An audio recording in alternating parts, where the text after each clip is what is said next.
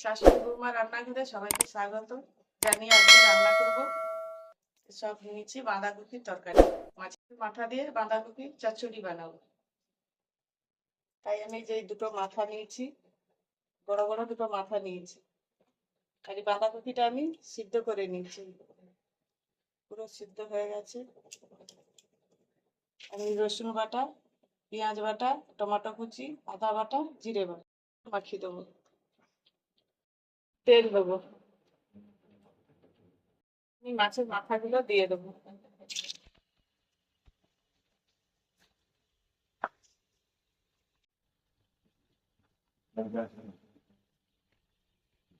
দুটো ভাজা হয়ে গেছে, রং করার জন্য রসুন বাটা দেবো,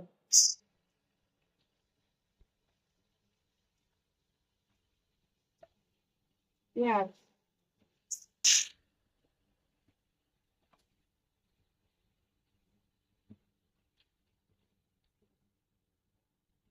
টমেটো,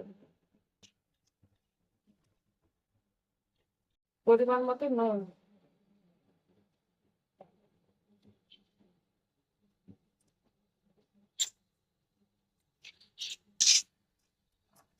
আদা বাটা, লঙ্কার গুঁড়ো, হলুদ, জিরে গুঁড়ো, জল,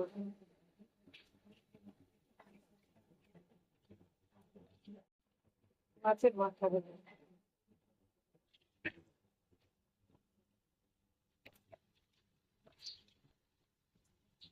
বাবা বেশি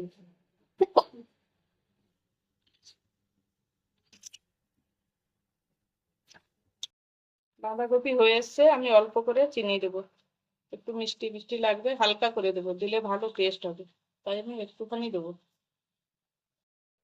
এবার আমি ভাজা গরম মশলা দেবো, ভাজা মশলা দিয়ে দেবো। বাঁধাকপি হয়ে গেছে, আমি এবার বন্ধ করে দেবো, অল্প করে নিয়ে নেবো।